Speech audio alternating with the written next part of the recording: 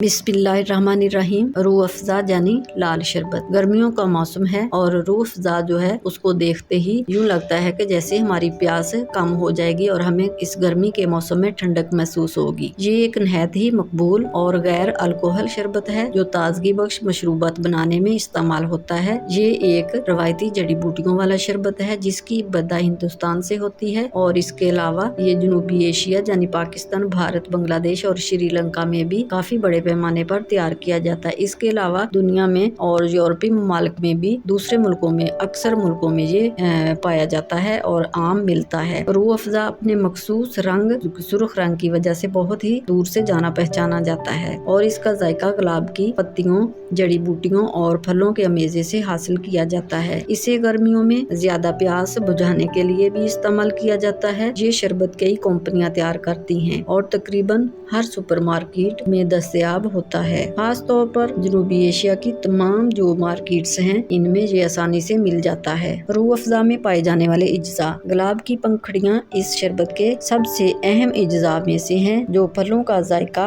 और नहायत ही खुशगवार खुशबू फराहम करती हैं। इसके अलावा इसमें खुश जायका जड़ी बूटियाँ, पुदीना, धनिया और कुछ कंपनियां फलों का रस भी इस्तेमाल करती हैं जिनमें माल्टा, अनानास, स्ट्रॉबेरी वगैरह शामिल है। इसको ज्यादा गाढ़ा और मीठा बनाने के लिए चीनी की एक खास मकदार इसमें शामिल की जाती है। शरबत को पतला करने के लिए पानी का इस्तेमाल किया जाता है। बनाने का तरीका। इस शरबत को बनाने के लिए पानी या दूध का इस्तेमाल किया जाता है। गर्मियों की दोपहर में ज्यादातर पानी में मिलाकर इस्तेमाल होता है। इसको बनाने के लिए पानी या दूध के एक गिलास में 1 या 1.5 चम्मच इस्तेमाल करें। बाकी आप अपने वो जायके के लिहाज से भी इसको कम या ज्यादा कर सकते हैं। और फिर इसको ठंडा करने के लिए आइस क्यूब का इस्तेमाल किया जाता है। इसके बाद ये और भी खुशदाई का एहसास दिलाता है। इसलिए घरों में बनाई जाने वाली कुल्फियों में भी रूह अफ़ज़ा का इस्तेमाल किया जाता है। फ़वाइद। चूँकि ये शरबत फलों, फूलों और जड़ी बूटियों को मिलाकर तैयार किया जाता है लिहाजा इसके फ़वाइद भी इसी लिहाज से होंगे। लेकिन इस शरबत को कई कंपनियां तैयार करती हैं जिनमें कुछ केमिकल्स का इस्तेमाल भी करती हैं। अगर इससे पूरे फायदे हासिल लेने हैं तो खालिस हालत में इसको लेना चाहिए और खरीदते वक्त मद्देनजर रखें कि इसके ऊपर कौन कौन से अज्जा दर्ज हैं और उनको अच्छी तरह देख लिया करें। ये हमें ताजगी और जिस्म को हाइड्रेटिंग से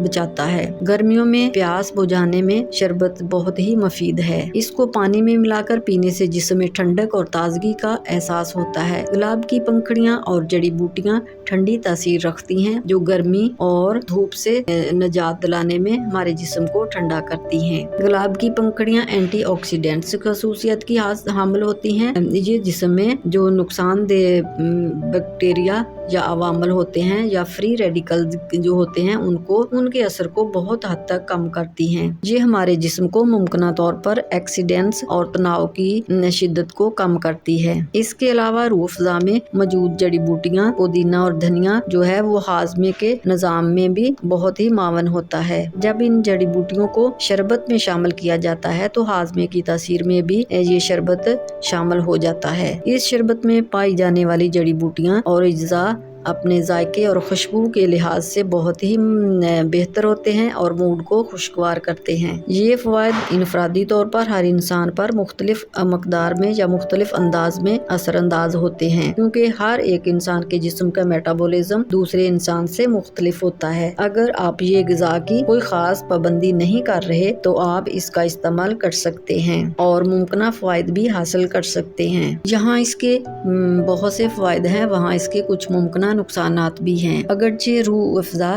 ताजगी बख्श मशरूब है, इसके कई फायदे भी हैं लेकिन इसके मुमकिन नुकसानात भी हैं जिसमें सबसे बड़ा मसला चीनी का है। चीनी की मकदार इसमें बहुत ज्यादा होती है और इसकी वजह से इसको गाढ़ा किया जाता है। चीनी की वाफर मकदार इस्तेमाल करने से जो शुगर के मरीज हैं उनके लिए ये बहुत ही नुकसानदेह साबित हो सकता है। लेकिन इसके अलावा एक आम इंसान जो इसका इस्तेमाल ज्यादा करता है वो भी इसके नुकसान से मुतासर हो सकता है। ये शरबत बनाने के लिए कई कंपनियां मसनूई अज्जा और केमिकल्स का इस्तेमाल भी करती हैं, जिसमें रंग और जायका बनाने वाले मसनूई अज्जा का इस्तेमाल शामिल है। इन मसनूई अज्जा का जो इस्तेमाल होता है वो एक हद से ज्यादा अगर किया जाए तो इंसानी सेहत के लिए बहुत ही नुकसानदेह हो सकता है। कुछ अफराद को मुमकिन तौर पर एलर्जी या हसासियत का मसला भी हो सकता है, जैसे गुलाब की पंखुड़ियां, जड़ी बूटियां या फलों से एलर्जी हो सकती है।